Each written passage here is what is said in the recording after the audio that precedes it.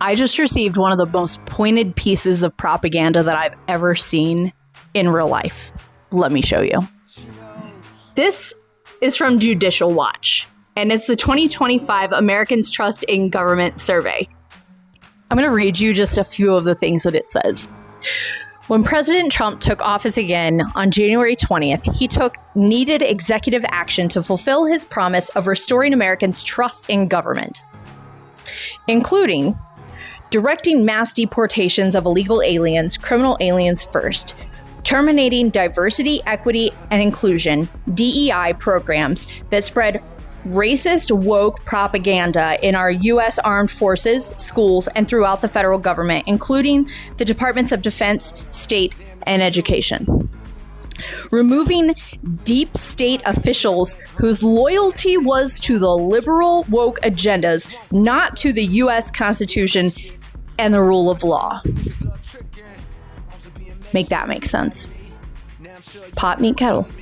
Establishing the Department of Government Efficiency to eliminate waste, fraud, and abuse in trillions of dollars of bloat.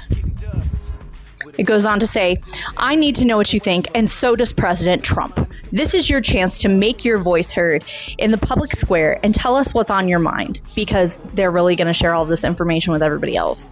No, they're going to use this internally, and then they're going to harass me.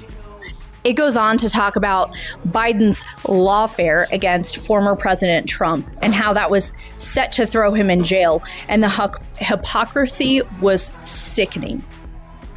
I'd also like to mention some of the words that are in bold throughout this document.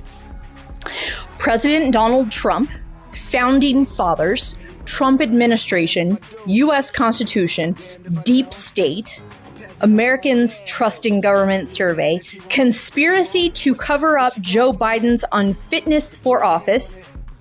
Okay, woke racist ideology, honest elections, borders, again, deep state, America.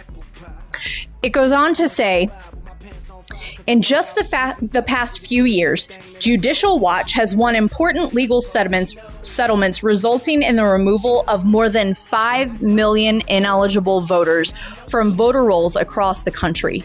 And these successful lawsuits are now making it much harder for the left to corrupt our elections.